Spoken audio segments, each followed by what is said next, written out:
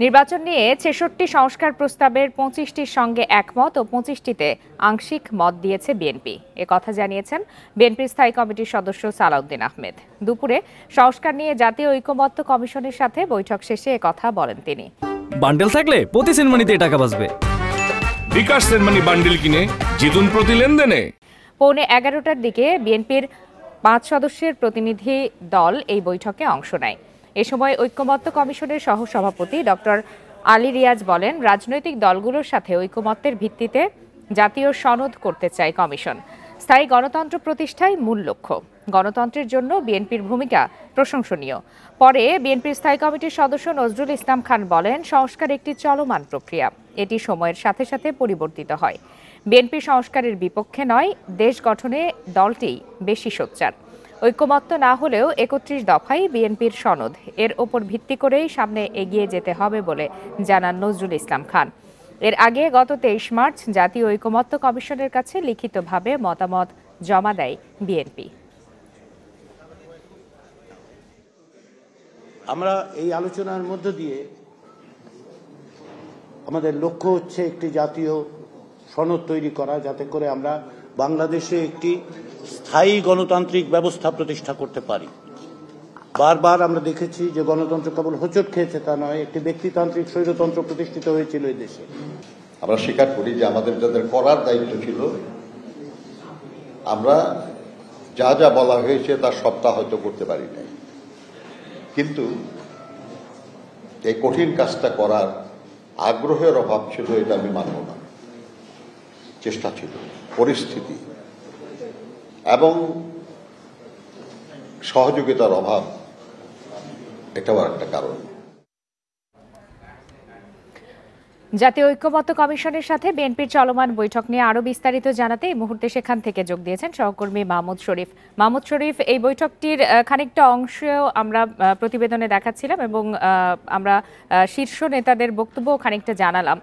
সেক্ষেত্রে বৈঠকটি কতক্ষণ আর চলতে পারে, আর কি কি বিষয় উঠে এসেছে, বিস্তারিত কি তথ্য রয়েছে আপনার কাছে?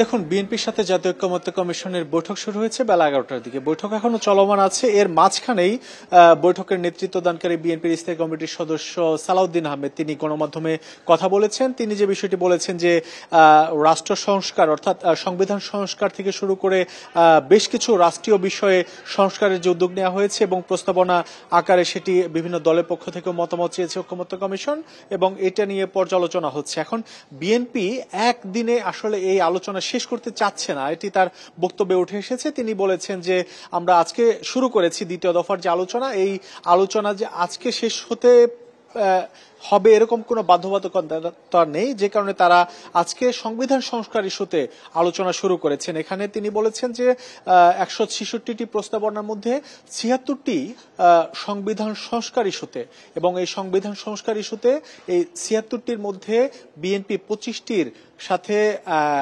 দ্বিমত রয়েছে এবং তারা বলছে যে এটি আসলে একেবারে গ্রহণযোগ্য নয় এবং ২৫টির সাথে আংশিক মতামত রয়েছে তাদের, যে এটি হতে পারে বা এর কিছু অংশ নেওয়া যেতে পারে, আর বাকি যে কয়েকটা রয়েছে সেই বাকিগুলোর সাথে একেবারেই বিএনপি দ্বিমত জানিয়েছে। এখন বিএনপি যে বিষয়টি বলছে যে সংবিধান সংস্কার হচ্ছে সবচেয়ে গুরুত্বপূর্ণ এবং যে কারণে প্রথমে তারা এই সংবিধান সংস্কার ইস্যুতেই খোলামেলা আলোচনা শুরু করেছে। যেহেতু আলোচনা আজকে বিকেল ৪টা পর্যন্ত সময় আছে, ধারণা করা হচ্ছে যে আরো দীর্ঘ সময় ধরে এই আলোচনা চলবে। যদিও গণমাধ্যমের সাথে তার যে বক্তব্য সেটি তিনি দিয়ে দিয়েছেন, বলেছেন যে এই ১৬৬টি যে প্রস্তাবনা বিভিন্ন দলের কাছে পাঠানো হয়েছে এটি আসলে হা এবং না, এই যে এই টিক চিহ্নের যে বিষয়, এটি আসলে একটি বিভ্রান্তি তৈরি করেছে। কারণ এখানে যদি কোনো দল হা বা না মত দেয় সেটি আসলে হানার মধ্যে সীমাবদ্ধ থাকছে, কিন্তু ভেতরে কিন্তু ব্যাপক ফারাক রয়েছে, এটি বিএনপির দাবি।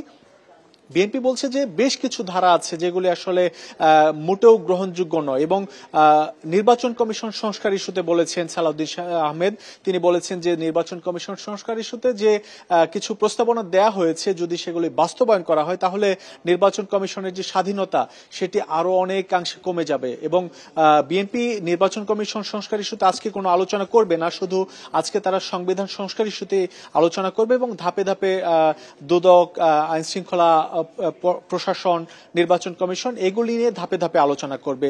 তো ধারণা করা হচ্ছে যে বিএনপির আজকে যে আলোচনা, অর্থাৎ এই ঐকমত্য কমিশনের সাথে এই আলোচনার দ্বিতীয় দফা আনুষ্ঠানিকতা আজকে শুরু হলো, এটি আসলে হয়তো আরো কয়েকদিন চলবে এবং আজকের বৈঠক অন্তত বিকেল 3টা থেকে 4টা পর্যন্ত চলবে বলে আমরা যতটুকু জানতে পারছি। এবং বৈঠক শেষে নিশ্চয়ই সাংবাদিকদেরকে বিস্তারিত তুলে ধরা হবে। মাহমুদ শরীফ, আপনাকে অনেক ধন্যবাদ।